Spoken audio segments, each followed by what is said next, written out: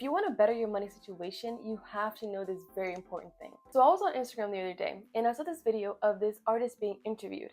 And the interviewer asked, on Google, it says that your net worth is $2 million. Is that like anywhere close to reality?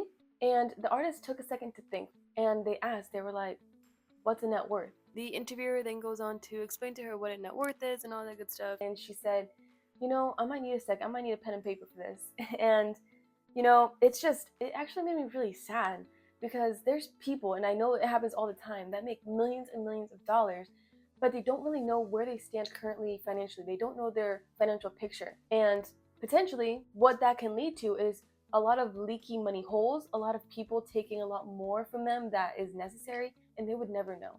So basically what a net worth is all your assets. So if you own a house, a car, clothes, everything that you own, minus your debts, your liabilities, right? So to make it more simplified, if you were to sell everything that you own to pay off the debts, would it cover all the debts and maybe have a little bit left over?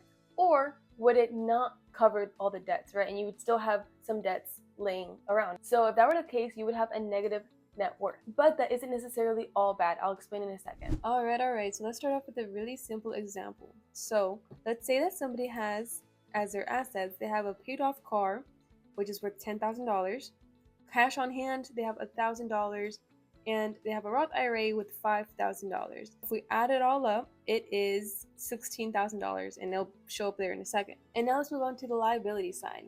So here they have some debt. They have student loan debt of $11,000, a car loan for $3,000. They have another car that they still have to pay on, and a personal loan of $1,000. Let's add all this up together, the two columns. So $16,000 worth of assets and $15 worth in loans. Let's just do a simple subtraction here. They have positive net worth of $1,000.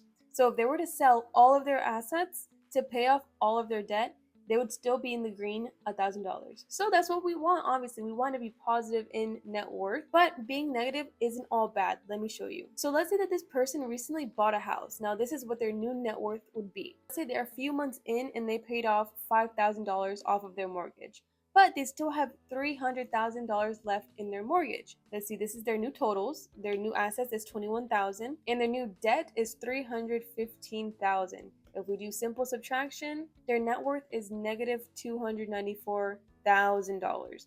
That looks pretty scary, right? But of course, it's just because they bought the house. The cool thing about owning a house is that there's a couple different things you can do with it to make it more of an asset.